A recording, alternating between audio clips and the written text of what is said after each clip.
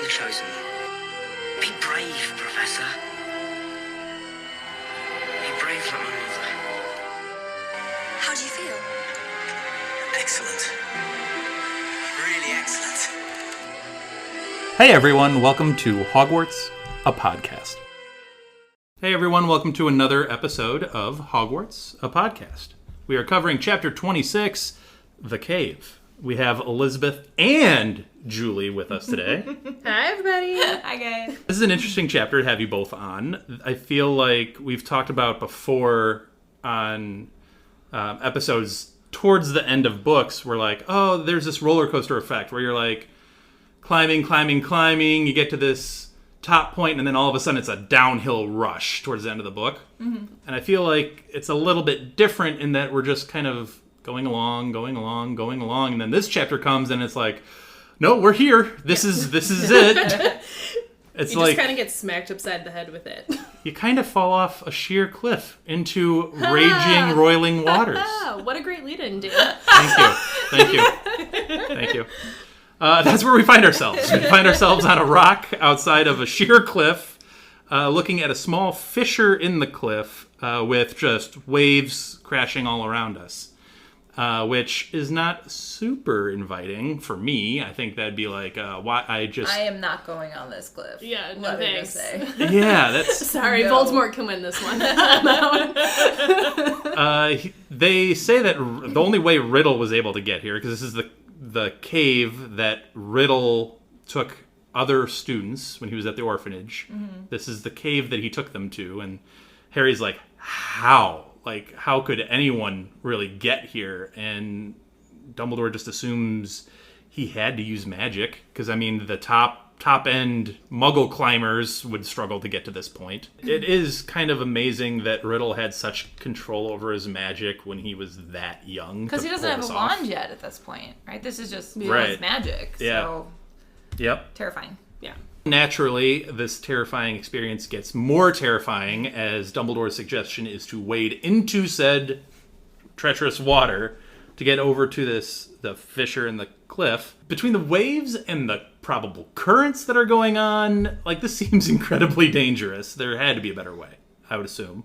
But Dumbledore decides, no, this is cool. I'm just going to use the breaststroke here and, like, breaststroke my way through. See, I like the visual of him having his lit wand just in his teeth. And just, like, using that to, like, swim away. So that's what it must be? Also, think about it, though. He's also in, like, cloaks. That's his the other long beard, long hair, and, like, with Harry, like, wouldn't you think you'd give some kind of heads up of, like, hey, don't wear 4 layers of clothing today. And I also love that he just shoves the invisibility cloak, like, in his pocket while going into these, like, raging waters. Right. Yeah. And it's like, okay, like, I get that you're not going to wear it while you're swimming, but shoving it in a pocket and potentially losing it in the ocean is not our smartest choice here. If you're just joining us on this podcast, Julie has a thing about Harry and his invisibility One of cloak. these days, I'm going to go back, I'm going to re-listen to all of them, I'm going to keep track of how many times this has come up. It's crazy to think about, because you did bring up another point. So you got the waves, you got potential currents, you have all of them being fully clothed in cloaks weighing them down. I think Harry mentions, like, it's tough to swim in all of this. Plus, the water itself is cold. It's really cold, so it's uncomfortable. Like, every part of this is uncomfortable. I feel like Dumbledore just sort of taken his wand and magicked out of the rock like a little coat hanger and be like, we're going to put our cloaks up here. It's going to stay. It's going to be fine. We'll get it when we come back. Or even just magicked, like, a boat or a jet ski or Something. Magic a bridge straight to... That's what I'm saying. Like there had to have been a better way, but whatever. They're getting wet. They're getting wet. They're swimming their way to what eventually is known as the antechamber of the cave. If you couldn't guess, this entire chapter pretty much takes place inside a cave. The antechamber is basically just like a rocky beach that comes to a solid wall. And Albus spends the first few minutes just trying to explore this place until he realizes that, oh, Harry is freezing in the corner. I should probably, like, warm and dry him. Okay. I get that he doesn't usually do these little quests with, like, a sidekick. But, like, Did he not like do this to himself? Did he not dry himself off and think, I should do this to Harry? I assume Or he was did it thinking, instantaneously. Like as soon as he stepped on, boom, like done. Like, one, couldn't Harry have done this to himself? Surely he knows Possibly. a charm to dry himself off. Unless he was just like, Dumbledore, please take care of me. That's year 7 magic, Elizabeth. I guess. But I'm like, you have Harry Potter with you. You are the adult in the situation. I get you're excited about this invisible magic here, but surely you would hear him chattering and being like, oh, I should dry him off. We were just swimming in the ocean. You said something interesting. He's excited about this magic here.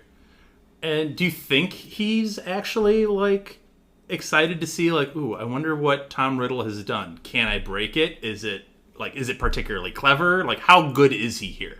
Do you think he's excited about it or dreading it? Or both? I say excited. You say excited? Just based on, like, what we've seen of Dumbledore, like, in the past, like, he loves a puzzle, he loves figuring things out, and he doesn't often likes have to to figure things well, out. and that's the thing, is Right. he likes the challenge, and to have something that could potentially challenge him, I think would give him, like, almost like an adrenaline rush of, like, all right, let's do it. Yeah, like, I don't think he's, like, looking at it as, like, this is going to be a fun excursion today, guys. But I think there's definitely some part of him that is excited to see the magic that was created, that was used. Because we even get to him talking in some type of strange tongue. And obviously it's not parcel tongue, which is what you would think Voldemort would use. But if Harry's calling it a strange tongue, then it's obviously not that, because he would understand it. I get it as, point. like, Latin or, like, some, like... Yeah, but if it's some type of strange tongue, now you're talking, like, old magic of some sort. And so, like, for Dumbledore to be able to, like, interact with that, I think would also be kind of cool for him. We're going to talk a lot about Albus Dumbledore in this chapter, so bear with us. But It's not a main feature of the no, chapter no, at no, all. not at all. But I think in these next few steps, at least, you get, I think, more of the mystique of Albus Dumbledore, where it's like he's doing the different tongues, like you're saying, and then he remembers Harry is there, and he's like, this place has known magic. And that, like, just him knowing that, and, like, Harry just mentions it's like, he's never seen Albus, or any other wizard for that matter, try to figure out a problem the way he's trying to do it. And then Harry does have an insightful kind of quote about this. He goes, bangs and smoke were more marks of ineptitude than expertise, which I think is an interesting thing for him to comment on. I mean, yeah, he was saying, like, this is more touch magic as Nuanced opposed to... magic, yeah. like, you were just feeling around, and he was able to find the exact place where the archway would appear for the entrance to the antechamber, which very much reminds me of Lord of the Rings, if you know that scene where it, like, all lights up. But my question is, why wasn't Dumbledore talking his way through what he was doing so that Harry could learn from it? Because I feel like in the future, if Harry comes across a situation like this where there's hidden magic that Voldemort did, and he needs to find the horcrux on the other side. So many answers for you. Yeah, I was going to say, my theory behind it of why Dumbledore is kind of so, I don't know, solo on it is, I mean, we've already mentioned that he doesn't normally do things like this with someone else. He does a lot of things individually. So it's like, if you're used to always doing something on your own, and then all of a sudden there's someone else there, you kind of forget. Right. I agree with all of that. My answer, though, is indicated a little bit later in this chapter. Okay. So I'll get there when we get there. But ultimately, Albus comes across this doorway. And the doorway carries an enchantment that requires a payment to be made to the door. And as soon as Dumbledore figures this out, he's like, oh, come on. This is crude. This is just crude. The payment that is needed is blood. And the idea behind blood as a payment is to weaken those who enter, which Dumbledore comments on is just a foolish thought. It's like there's more than just harm. Also, because it's not like they're saying, like, let out all of your blood in order to get through this passageway. Like, you probably could have just pricked your finger and called it a day. And Dumbledore doesn't do that, though. No, of course he doesn't do that. He doesn't just prick his finger and, like, draw his name on the... He's like, if we're doing this, we're going all the way. Let's go. So he cuts his arm And it's described as spurting out, meaning he got like an artery. Like he cut. He's like, listen, why prick your finger and find out it's not enough? Let's just go. Like he went for it. Literally make it spill. I'll fix it on the other side. We're fine. So, I mean, he really went for it, but obviously he immediately heals himself fairly. And it doesn't really weaken quickly. you when you have magic on your side. Yeah, I do think it's interesting, though, that it kind of calls back to what we see in other universes as, like, old magic of, like, the blood magic, and typically it ends up being associated with darker magic. Yep. And I don't know that we've seen blood magic before. I don't Just think the potion, right? That, like... Oh, that brought him Jedi back Order? to life. Yeah. That'd probably be the only place that I Harry's could think blood of. to bring him back and Yeah. Goblet of Fire. Yeah, that's true. Good So pull. it's like we haven't really seen any type of blood magic, which again kind of brings back to Dumbledore's giddiness almost of getting through all of this, because how frequently are you going to see like ancient magic? I just like him looking at a blank wall and just looking at it sternly and being like, oh, nonsense. Like, come on. How crude. And just Harry in the background being like, can you let me know what was crude? What are you like? How crude.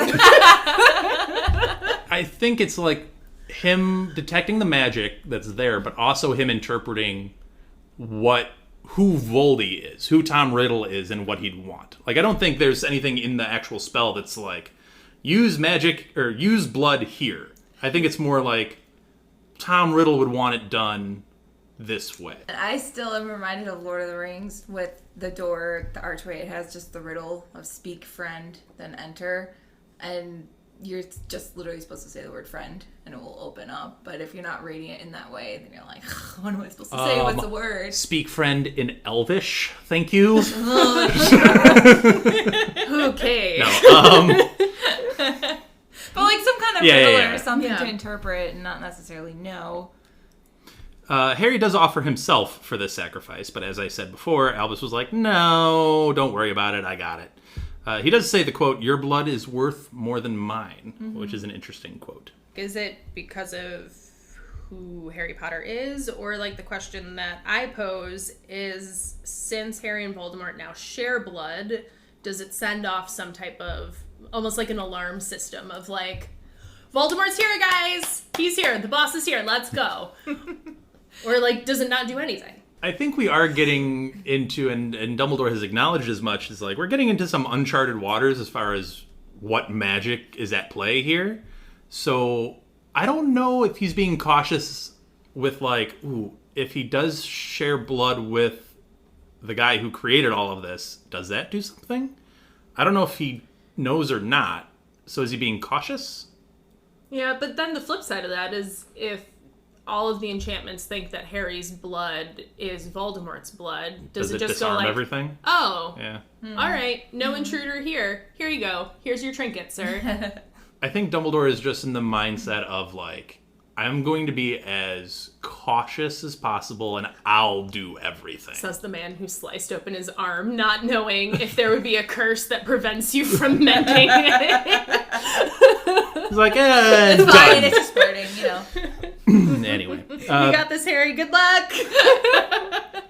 he does heal himself. And the door gives way to a vast cavern that contains a massive lake. High-ceilinged, large lake with a greenish glow in the middle. And Harry notes that the darkness is denser than normal darkness. And the silence in that space, along with the darkness, is oppressive and unnerving. I don't know about you guys, but just trying to visualize this, I never picture it as big as it's described, the lake. Because it seems like I mean, we'll get to it in a second, but like the trip to that misty green light coming in the middle, it seems to take a while.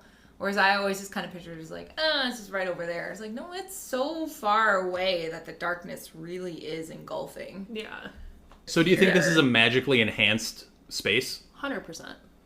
Not a natural formation under the cliff? I think it started as a natural formation and then was expanded, or the part where you had the doorway with the blood sacrifice was where the natural component of it ended. Then everything else was just a magical creation. They take a trip along the edge of the cavern, just strolling along the literal outer edge. And I think Dumbledore at some point warns Harry 3 separate times, don't touch the water. Yeah. Which we'll get into later. But Harry... Which is kind of interesting because it's so still in general. You wouldn't necessarily think like, oh, I'm going to touch it and then it's going to erupt like crazy. He gets it from the start. Like, as soon as they enter, he's like, don't touch the water. Yeah. And Harry eventually just goes, hey, why can't we just summon it? And he tries. Albus is like, you know what? Good point. Try it. And he tries it. And then this white, pale thing jumps out of the water and just goes right back in the water. I can't. To be fair, ladies, to be fair... He said it was a good idea. Okay, but did he mean it? Yes. If you are taking a 16-year-old with you on, like, borderline suicide mission, and he's like, hey, I know there's all this complex old magic, but what about a summoning charm? So and Dumbledore's like, sure, go for it, dude. Yeah, like, come on. Here's why I think he's being genuine. 2 reasons why. One, Voldy can overlook some small stuff. If he's going big all the time, he might miss a small thing because... A summoning charm, though? Yes! Specifically, yes. It's so stupid easy that it could slip through the cracks. And 2, he offers the quote, the simplest ways to find out what you're facing are the best ways. Okay, but that also could have been the worst way to find out what you're facing. Could have I backfired. just imagine like all these pale things that are in the water just coming out and immediately storming the edge of the lake and being like, well, we gotta get out of here now. Because it's like something disturbed the peace and they're like, all right, let's go. Well, I think Albus has an idea of what he might be up against when he's trying to find a Voldy horcrux. But you don't know what's in the water. I don't think can see that far into the water, so you don't know. Mm-hmm. And then Harry does that, and he's like, okay, now I know. Now I know what we're up against. After seeing what they saw, after Harry's attempt at the spell, Harry asks, will we have to go into the lake? And Albus replies, only if we're very unfortunate, which is an ominous quote from Dumbledore. Anyway, they continue along the edge. And then Albus stops abruptly, grips the air out of nowhere, and finds a thick coppery chain erupting from the lake. Okay, once again, Dumbledore being terrible at this, like, babysitting option, because Harry almost walked into the lake. He almost fell into the lake because he literally walked right into him. Like, you're not keeping him warm. You're not letting him know when you're going to stop moving. You're going to accidentally mess up this whole operation just because you're not paying attention to this shadow that you have behind you. Okay, but his blood is more important, Elizabeth. Here. He's like, whoops, let me grab you. Don't go in the lake. Lucky he was able to grab him with the good arm and not the injured one. Okay, but also, imagine if it was with, like, a toddler, because it just made me think of, like, when my toddler will go off and you're like, nope. That's what I'm envisioning right now. Like, Harry almost, or like, I'll be walking and one of my kids will be behind me and I stop and I'm like, oh, I did not realize you were right there. And then they, like, get knocked over. But, like, that's a toddler, not a full-grown man. This is where you get the magic leaves traces quote. And he says, because I think Harry even asked, like, how are you doing all of this? Mm-hmm.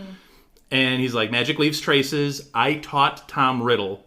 I know his style, which is an interesting quote. It does imply that magic is so personalized that, you know, you could do a spell and you could do a spell, but they would look different somehow based on which person cast it. I guess my question for you is, he obviously kept pretty close attention to Tom Riddle.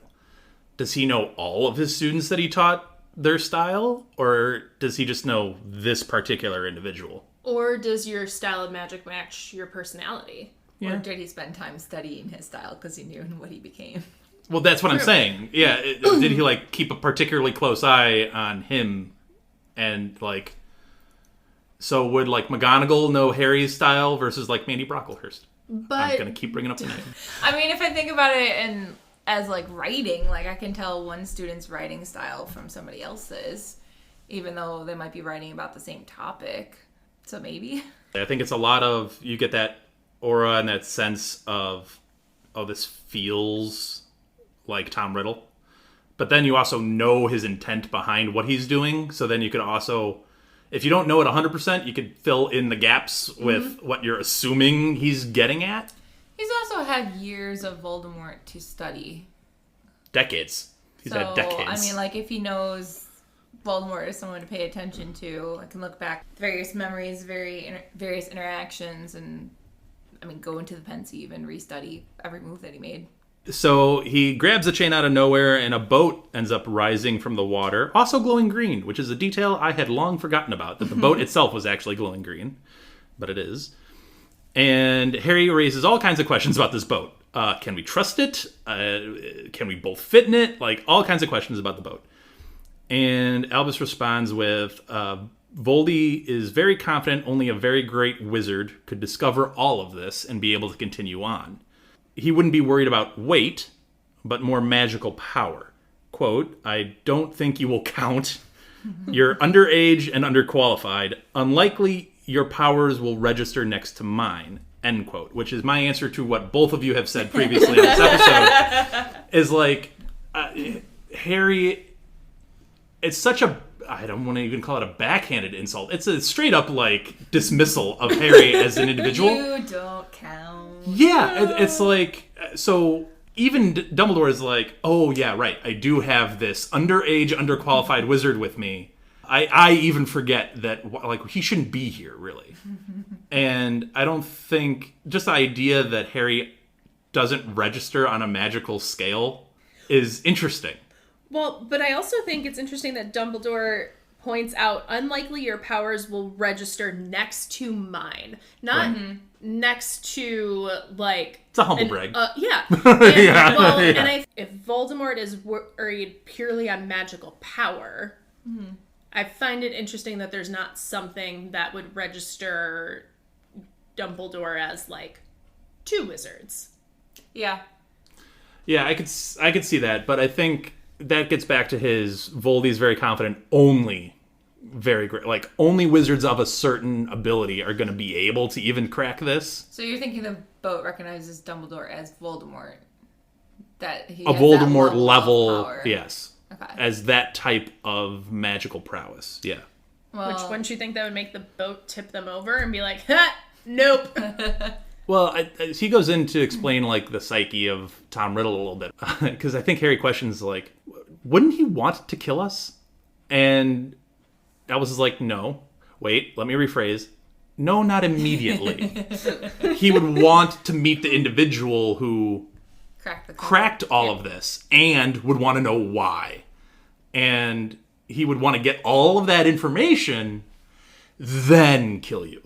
So Albus is fairly confident in, like, no, this isn't where we die here. This isn't a death thing. where we die. This isn't it. I do like, though, that Dumbledore at least recognizes, this is one of the few times that he finally is like, oh yeah, Harry's still here, being like, okay, I'm not going to care about your physical safety, but I'll care about your emotional feelings, because, yes, it does suck to be told that you're insignificant. You don't count. So he does have the wonderful quote that age is foolish and forgetful when it underestimates youth, which I love. But then it's followed with Harry saying it did nothing to raise his morale. And I'm like, dude, he's not here to give you a pep talk. The pep talk was bringing you with. Yeah, that's very fair. I am surprised that Voldy would make this mistake. And I get, and Voldy and Dumbledore are both guilty of making this mistake many a time. But Voldy got here. As a youth. As a kid. Yeah. But I think that's why he would overlook it. He sees him being able to get there as a kid as no one else could do that. Because he's he special. Already sees himself as superior to anyone. So why would he go, you know what? I bet you in 50 years, there's going to be another kid that can do this too. I suppose that's the forgetful part of it. Because it's like, if you did this as a kid, I bet you at least some other wizard could at some point. But But you're also assuming that not only would it be a wizard that was young and as powerful as you, but that was also coming to get you. Yeah. When Harry met Dumbledore to go on this adventure, he was feeling rage. He was feeling just straight up anger and shock and all of these emotions. And he said, Albus told him, like, it's okay to be afraid. And he's like, that's the one thing I'm not feeling right now is afraid. Now, however, fear is starting to creep in, which I feel like is a very okay reaction. Yeah.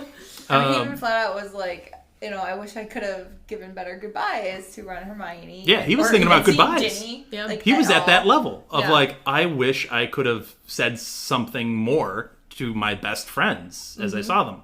He's thinking this is going to go a very bad way, which is not made better by the fact that he notices that there are dead bodies floating beneath the surface of the lake. Again, I'm out. Another Lord of the Rings visual that comes to mind is when they're going through the marshes and they see those like dead bodies in the water. It stands out to me because You're very Lord of the Rings, Phil, today. Wow. Voldy assumes fear of the bodies in the darkness will dissuade most people, but Albus, one of his quotes again, it is the unknown we fear when we look upon death and darkness, nothing more. I do like that quote a lot. It's very wise. It is wise. However, this is where I'm like, Albus, I don't care how right you are, because you're right. I mean, that's very right. But you are Albus Dumbledore. How many people are having that same opinion or that same vibe as they're in this lake?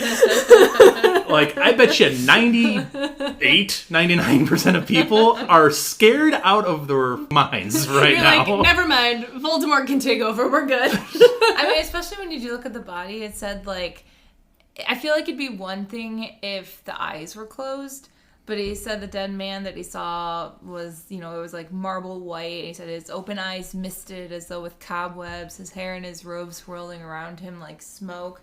Like, if you just look into the water and something is staring back up at you, that's terrifying. That's alarming. Yeah. That's a little alarming. And Albus notes his alarmed nature and offers, like many in Cold and Dark, they fear light and warmth. Harry's puzzled. Fire. Shocker. Fire is the answer. Fire.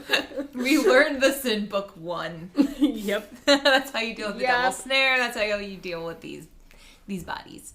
In fairness, I probably would just be like, there's dead bodies beneath me. I'm not thinking like, you asked me 1 and 1 is 2. I don't know that I'm coming up with 2 at that moment, okay? But also, it's dark and cold. What is the opposite of dark and cold? Yeah. Fire. They're just chilling in the lake At the moment. at the moment. The lake is Just letting them pass without like, disturbingly still. there's no like Which- I don't know how you hands creeping up on don't the find side. that unnerving. Like, I feel like I would find that more unnerving than if they were, like, reaching. Because if you come up to this massive lake and it's completely still and then you see that there's a bunch of dead bodies in it, you're like, nope. And dark. Nope. And dark. And silent. Yeah. But, like, if the water's moving and you see the hands coming up or whatever, then it's the, like, oh, God. Okay, we're dealing with that eventually. Fantastic. But if it's all calm, it's quite literally the calm before the storm. So, that center of the storm happens at the center of the lake. We arrive on a small island in the center, no larger than Albus's office back at Hogwarts.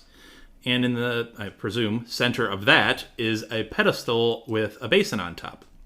The basin is full of an emerald liquid. And after investigating it for a good amount of time, Albus says that it's a potion, which cannot be penetrated by hand, vanished, parted, scooped, siphoned, transfigured, charmed, or otherwise changed. It must be drunk. I would not want to drink it. My favorite is when Dumbledore Phosphorescently goes green. to, like, when Dumbledore goes to touch it and Harry's like, no! And it's like, okay, clearly you have to do something with this liquid. It's not just there for show. Okay, but did anybody get the image in their head of just an old Dumbledore just poking something? Like, I don't know. Like, that's where this great, all-powerful and all-knowing wizard got to, is like, I don't know, poke it. I just love that Harry's like, no, don't do it. It's like, bro, I can't. this liquid is not not just here for vibes. Like, hey, I really wanted a green glow in this cave, so let's put this potion here. This is where we get the conversation of Albus saying that Voldy wouldn't want to immediately kill the person who reached this place because he'd want to interrogate them first. His suggestion is it might paralyze, cause forgetfulness, create intense pain, or render the person incapable of anything. Mm-hmm. So, Harry's job is to ensure that Albus drinks the entirety of the potion by tipping it into his mouth, no matter how vigorously Albus protests. It's like the opposite of a designated driver. Yeah, very much so. I am surprised, though, that Dumbledore doesn't have some type of knowledge of what the potion would do. I mean, like, obviously you don't know the ingredients, you can't even get to it. The components, Yeah. but, like, knowing the color of it, and once you figure out that it has to be, that you have to drink it, like, with someone with as vast amount of knowledge as Dumbledore, you'd think that he would have some kind, like, would be able to narrow it down more than just, it's gonna do something bad. Yeah. Can you imagine the amount of magical skill that went into this? Because if Albus Dumbledore can't figure out a way to do any of the things that I mentioned earlier, vanish it, scoop it, siphon it, transfigure it, any of that, like, there has to be an intense amount of magic placed upon this potion. Harry asks why he can't drink the potion, and Albus responds with another wonderful comment. Albus is fired today, which we'll get to again later. Because I am... Spoilers! Albus goes, because I am much older, much cleverer, and much less valuable. Which I want to talk about in the spoilers. All right. We're piling up spoiler conversations. We'll have a lot to talk about. So, Harry agrees, and Albus drinks. Albus gets about 3.5 goblets in before he starts to stagger. This is where I think us as readers get alarmed. And Harry begins to get alarmed, but I think we, even though we're not in the situation, are like, oh, this is crazy. This is not right. This is not good. Albus, frightened, first of all, the fact that he's even frightened is a new realm to Harry. That's like, I've never heard that voice come out of him like that ever. Well, then he said, like, his face is twitching as if he's in a dream. Like, his eyes are closed, and he's obviously seeing something that Harry can't see, or remembering something that Harry can't remember. Kind of a little bit reminds me of the Department of Mysteries, with the tank of the brains. Maybe the potion came from the brains. Who knows? Albus says the words, I don't want, don't make me, don't like, want to stop, over and over and over. It's all again. my fault. As all my fault, all this types of stuff. And Harry is repulsed. He uses the word repulsed. He's repulsed by his actions of continuing to feed Albus the potion. And he gets to 6 goblets, and he notes 6 goblets is half empty. So we got 6 more of these to go, and he's already been like, this is the worst thing I've ever had to do. Albus ends up falling over screaming, I want to die, kill me. Mm-hmm. And now you have Harry saying the words like, this one will. This one will kill you. This one will make it all over. Which, talk about, like, a weird, like, pep talk to get someone to continue drinking it. Not, this one's the antidote. Like, nope. Yep, this one will end it all. He tried that, too. My question would be, would you rather drink the potion or be the person to force them to drink it? Ooh. I feel like it's hard because we don't actually know what the potion feeling is making Dumbledore feel, because in the beginning it feels very, you're reliving your worst, like, memories. Mm-hmm. But then as it gets towards the end, is it that those memories warp to, like, just kind of torture, like, your mind and your soul? Or does it become physically painful? And that's what makes you want to end it. That wasn't an answer. That was just explaining. I'm not letting you get away with that. Thanks, Elizabeth. Once again, we'll have to come back to spoilers for this. But actually, I think I would rather be in Harry's position. I think I would do better in Harry's position. Yeah. So I guess I'd pick Harry. I think I'd probably pick Dumbledore's. honestly. I think I'd rather drink it myself than have to force Put someone somebody else to do through it? Yeah. No, I get that. Yeah. Yeah. So Albus ends up after the 12th goblet of this awful, horrendous, brutal potion, asks for water. And Harry tries. He tries to keep doing the Aguamenti spell over and over and over again. They keeps vanishing over and over and over again, which I think is a interesting twist to all of this magic in the cave. To me, this is the most impressive magic in the cave. Yeah, because it's done on a goblet that didn't exist, like, Right. half an hour ago. So, and this goes back to what we said at the very, very, very beginning of this episode is the cave natural or not? This would, I think, allude to it's not, and literally everything in the surrounding space has magic all around it.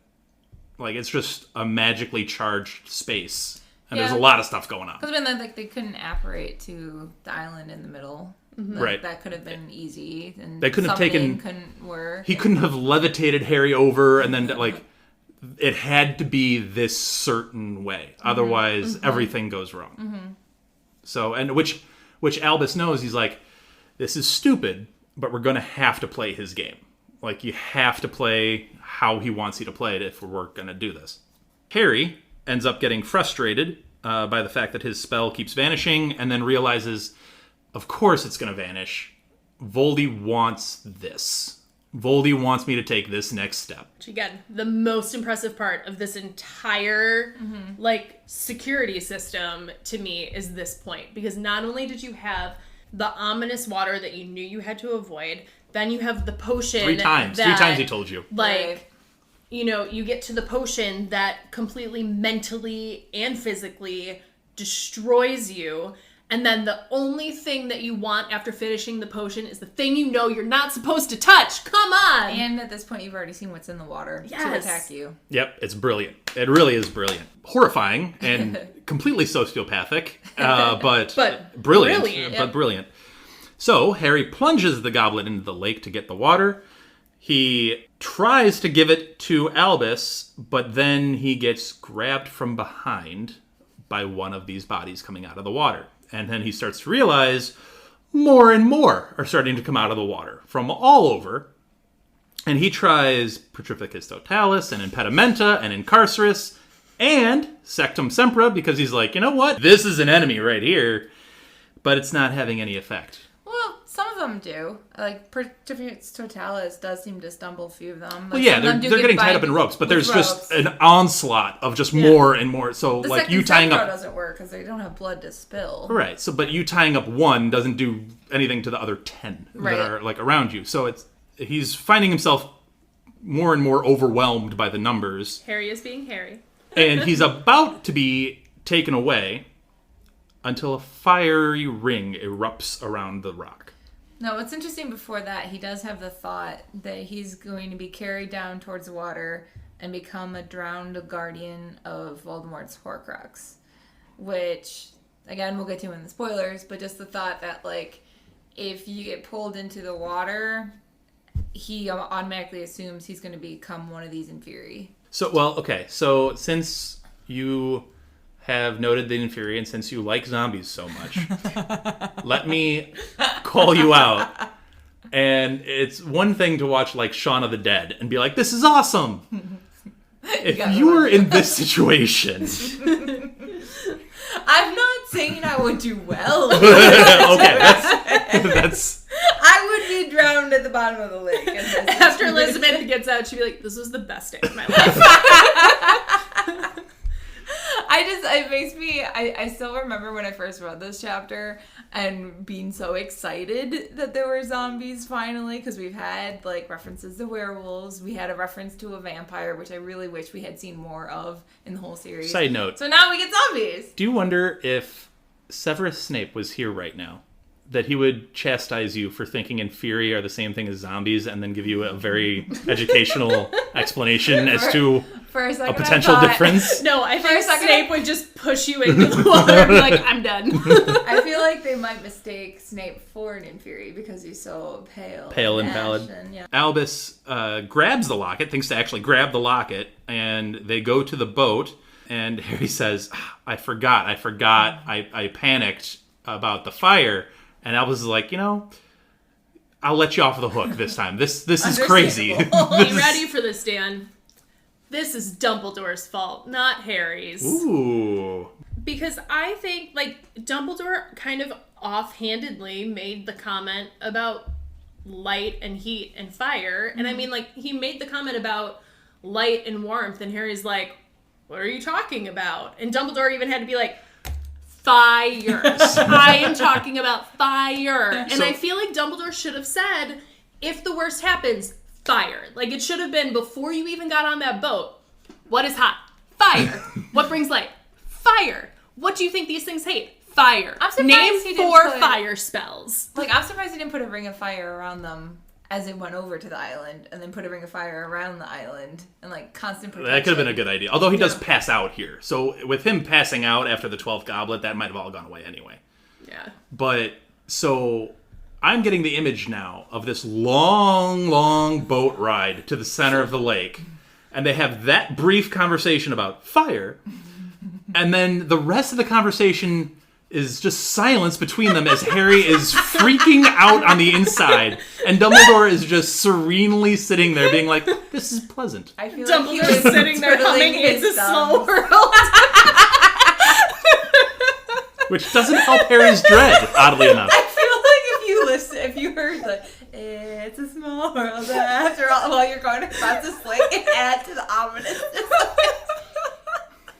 If it was modern days and you had your cell phone, you'd start playing some music. You'd be add to the ominous feel of it. It's a small world. I'm on a boat. What was this playlist be? Really Pirates of the Caribbean. Well played. Oh, man. He was thinking it. It's a miracle that he at least got them back to the boat. He is drained. And on the boat ride back, he's like, that was a really well-designed protection. One really couldn't do that alone. And Harry, you did well. Minus the fire snafu. But you did well because we've accomplished our goal. We didn't die, so I'm going to tell you that you succeeded. Yep. They do have to offer another offering of blood to the door to escape, which Harry's like, you know what? I got cut on the rock. I got this. And then just brushes up against the wall. And although he did need Albus's help to find said patch of wall again. Mm-hmm. But now this is what I think is one of the more miraculous things about this whole experience is Harry helps Albus swim back to the rocky outcrop where they began. That has to be insanely difficult to do. He's a grown man, fully clothed in cloak and all of that, and you got to try to get him through the fissure, through the more aggressive waves outside. That's hard to do. I mean, if we have any lifeguards out there, it's hard to swim with some other person. Let alone, I guess, there's a lot of people that can't swim at all, but yeah. Oh, okay. You guys can't see it, but 2 people raised their hands in this room. I could survive, just not if I was dropped in rocky waters. I understand. You got a doggy paddle going? I understand the mechanics of swimming. So I could, in calm waters where I'm not frazzled, I could survive. Going back to Albus's breaststroke at the beginning of this chapter, that's my least favorite swim stroke, so it's just interesting that he went with that option. But anyway. I also, it kind of makes me a little angry at the writing that, in the beginning, it's, these waters are terrible, they're super treacherous, and then at the end it's Harry is now carrying a full-grown man with him and swims all the water. Yep. And they don't lose anything. It's a miraculous thing that he really pulls off. Yeah. Well, he says, I'm not worried, Harry, I'm with you. Yep. So here's my cynical approach to that. And so every time I've read this book and I've read that passage, I've always thought it's a really nice comment from Albus about I trust myself with you. I think you got this. Julie's shaking her head. She's anti-Harry. I get that. So that's how I've always read it. And this time, because I'm being critical and I'm trying to think of this as a whole different way, he's referring to, I could try to apparate us both back to Hogsmeade. I've never done it before, but I could try. And Albus is like, I'm not worried, I'm with you. I read it this time as, oh, I'm not worried about apparating back. I'm with you. Like, I got this. I'm with you. So we're like, do it, but we're going to be good. I've never read it like that. I hadn't either until this time. I just think about how it mirrors the sentiment that Harry told Ron and Hermione before they left. It was like, I'm going to be with Dumbledore. I'm not worried. For the record, I think that's the correct interpretation. I think that's what she's trying to do there, writing-wise. It's just the first time ever I'm like, well, if you just change the tone of this sentence, it could be like, I'm not worried, I'm with you. See, I took it as the pep talk to make sure they get through it. Because you see it frequently in the cave where, like, Dumbledore kind of, like, insults Harry, and then he's like, no, but you're actually great. Everyone's underestimating you. So I kind of took it as the, like, Dumbledore realizes that he's essentially not helpful right now, and that Harry, who, like, let's be real, has already kind of messed up a couple of times in the cave, like, that he's doing the, like, okay, you got this. I'm not worried, because you've got this. I feel like... Because Dumbledore also manipulates people similar to Tom Riddle. For sure. He understands people. He knows how to, like, cut at them, how to like, build them up. And I think it was one of those of he knows what to say when people need to hear certain things. Anyway, that's how the chapter ends, is with them about to apparate back to Hogsmeade. So that is where we will leave the non-spoiler. We have a ton to talk about in the spoiler section. So we will take a little break, and we will be right back. Before we get to our break sound, I'd like to acknowledge our friend Andy, who helps us produce our intros and our break sounds. If you want to hear more of Andy's work and like Formula One racing, check out the Outlap F1 podcast. It's your one-stop shop for Formula One news, insights, race previews, and reviews. You can find them wherever you listen to podcasts, and they even have a YouTube page. So check out Andy, Cody, John, James, and Deanna, and join them on the Outlap. Where is he? Where's my 1-1? All right, so we're back with the spoiler section of Chapter 26, The Cave. And we'll start off with Julie and Magic Leaves a Trace. So the one thing that I find very interesting is multiple times in this chapter, it's brought up that magic leaves a trace. And so the question that I bring to the table here is, if magic leaves a trace, shouldn't there also be a trace that the horcrux is a fake? Shouldn't there be something that signals that this powerful object is no longer here, someone else went through this, or even as far as someone besides ourselves and Voldemort were here? Because I can't imagine that there's, 25 wizards who have all made their way here. I mean, it was hard for Dumbledore to find. So shouldn't there be something that tells Dumbledore that they're doing all of this for nothing? I think post drinking the potion, I think it's really hard. Like, I think that's the obvious moment where if Dumbledore was at full capacity, he would have looked at the locket and been like, this ain't right. For sure, that would have happened. Obviously, we're getting into the next chapter. There's a lot of reasons why he doesn't put particular focus on the locket for the rest of his life.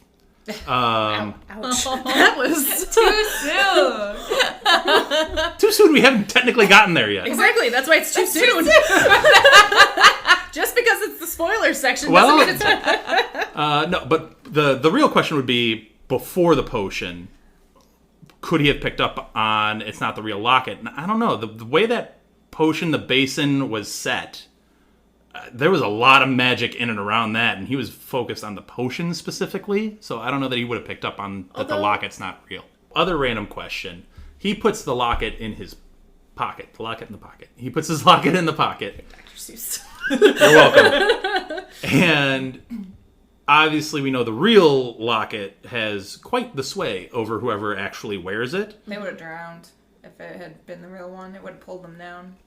Possibly, or they could have corrupted whichever one decided to wear it and then cause problems, or whatever. Neither one tries to actually put it on. That might be an instant of like, hey, we just need to get out of here, just grab it and go. We'll figure it out later. Or Dumbledore also thinking in that moment of like, I'm grabbing it, but also I don't know what this thing does. Mm-hmm. So I'm just going to put it in a pocket and we'll, again, figure that out later. Well, I would get that of putting it in the pocket, because look at the ring. I'm surprised Dumbledore wouldn't have... Well, two things. I'm surprised he didn't bring either of these two things. One, either the sword of Godric Gryffindor, or the hat that he could pull said sword out of, or Fawkes. If he's going into a dark place, a phoenix would be maybe a good thing to have with you for light and warmth. But you also might not want to put Fawkes in that situation. Maybe, but... Harry's already the sacrificial lamb, so he doesn't really entirely matter. The plan is for him to die in the end anyway. He is more valuable than Dumbledore. Anyway. You had some notes on the actual potion itself? Yeah, so according to the Wizarding World, that emerald potion is also known as the Drink of Despair. And when you drink it, it induces intense pain, fear, delirium, and extreme thirst.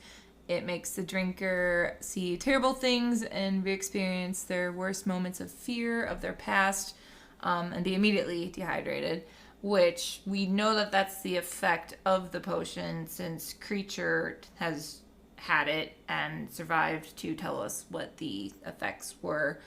Harry eventually, we know, tells Aberforth he thinks Dumbledore was reliving the three-way duel between Grindelwald and himself when his sister died, and those had to have been what the "don't hurt them, hurt me, kill me, I'm sorry" comments had to be in reference to.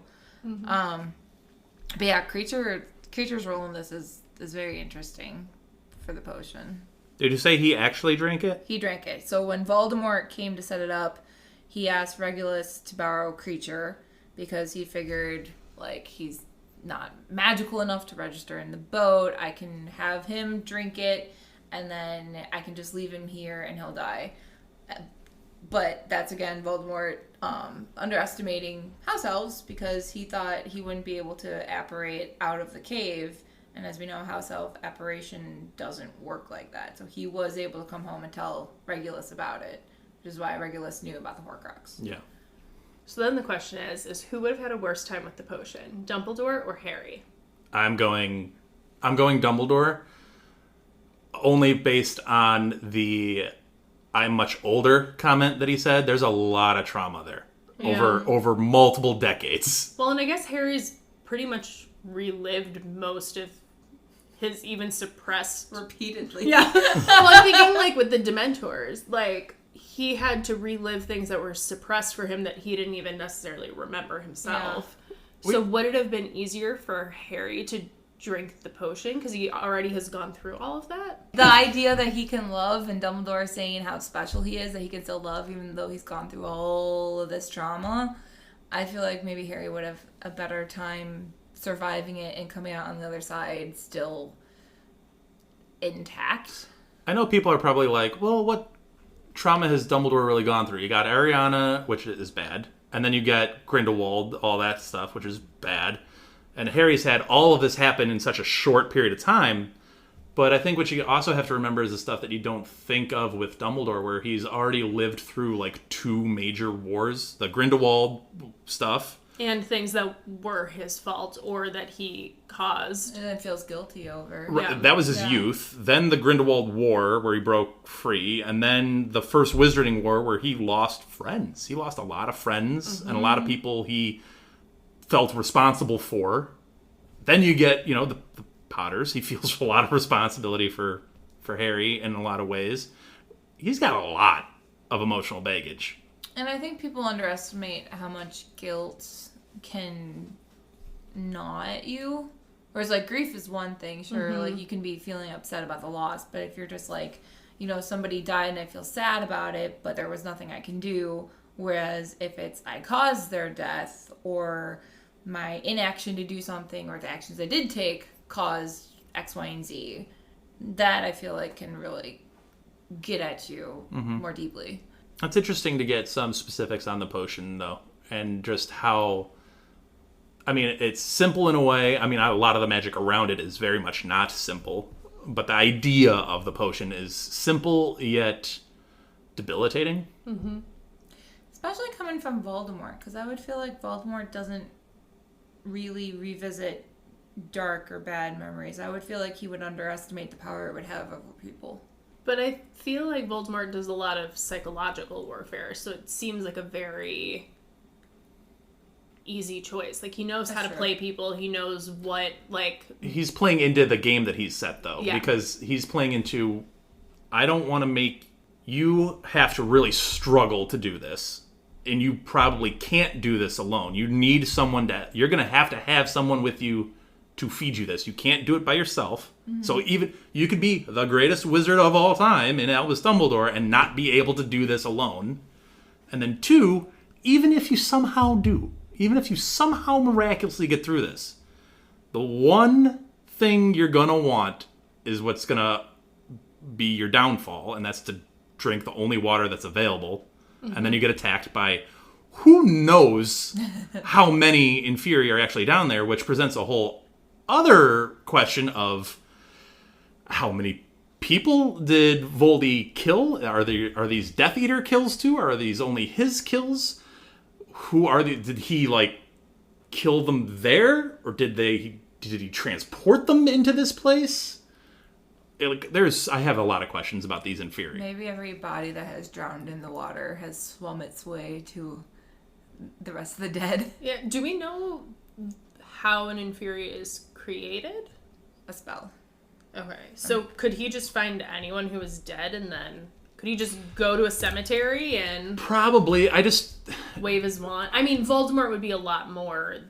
Yeah. Personal. Yeah. See, I'm going to pull an Albus Dumbledore and be like, I know Tom Riddle. Yeah. Like, and Tom Riddle would have picked, like, personal... So I don't even think it would be a Death Eater kill. I feel like it would have to be people that he personally killed. Yeah. I'm looking it up. But we're talking about, like, dozens, right? I mean, that number doesn't surprise me. I mean, this is a lot of people. I guess it's... Are the children from the cave 2 of the Inferi? I would assume they'd have to be, yeah. Are they still children, or did he go back and kill them as adults? I'm assuming. Yeah. He could have just let them be in despair and probably a lot of Muggle therapy, because I'm assuming Muggles at least have therapy in this world. But I don't know. I don't know. We're in the 90s. You didn't go to therapy. That's fair. That's fair. So I'm looking up the nature of Inferi. It says the spells used to reanimate a human body were much more complex than those used, for instance, to make inanimate objects fly. The Inferius might be cursed to respond lethally if disturbed, to kill indiscriminately, and to undertake perilous jobs for its master. The limitations were, however, obvious.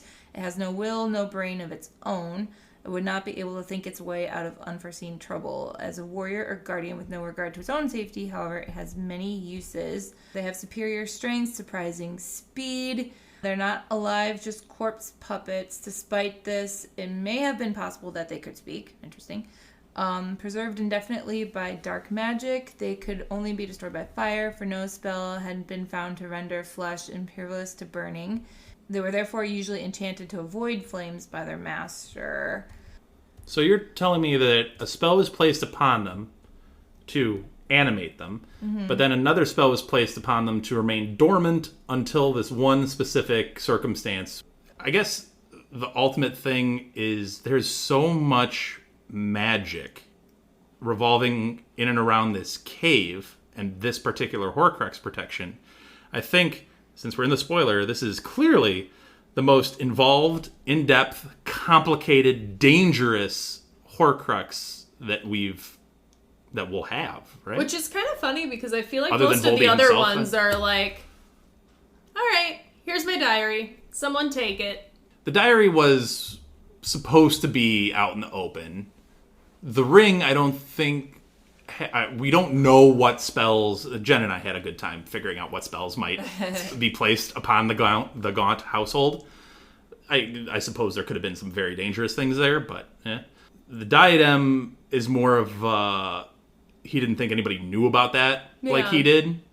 And then Harry, obviously, he didn't know about. I will say this, though. The cup in one of the more secure vaults of Gringotts, he's got to think that one is for sure on lockdown, right? It's Gringotts. Oh, yeah. I mean, there's a dragon defending it. They have all the things. Plus, that they put spells on, place. like, yeah. But still, I feel like it's a very, like, lazy protection system of the, like, I'm just going to use what everyone else uses. Throw it in there.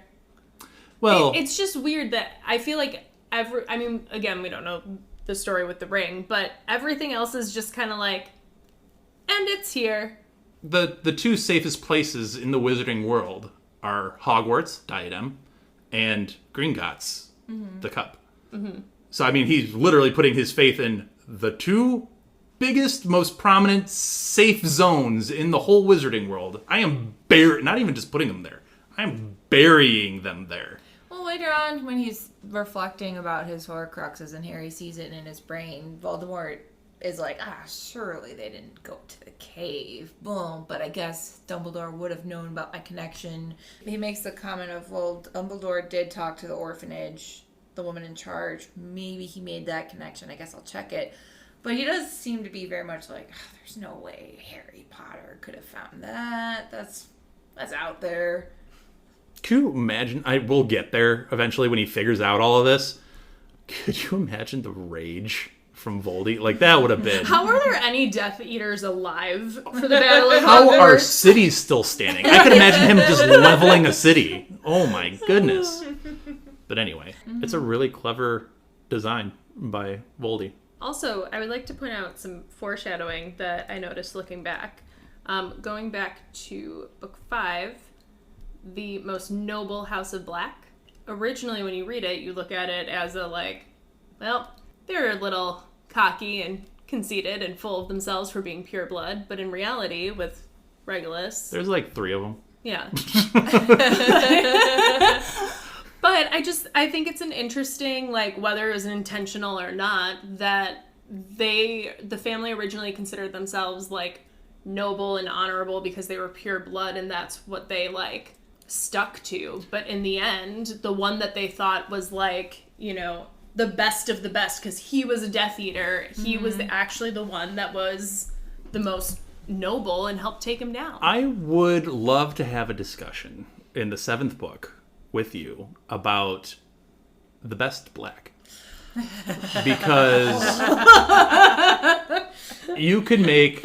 Stay tuned for our 3-hour episode. Does Creature count as a black, or just a servant to the blacks? Well, if we're talking House of Black, I would think Creature would be counted. Yeah. So Creature would be counted. I think in the running would be Sirius, obviously, Regulus, obviously, and Andromeda would be in the running too, because she's also gets burned out. And we can go deeper into the family tree if we really want to deep dive, but because that family tree is out there. Not that you would knock her extremely far up, but Narcissa you could also count in there as well.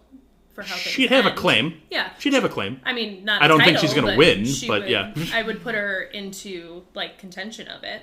Yeah, I don't know that top 10 best Black family tree members is a high bar. I think that'd probably be the fairly low bar. Listen, So I'm not saying she takes the gold, but I'm saying she maybe still top gets 5. to wear, like, an Olympic jacket.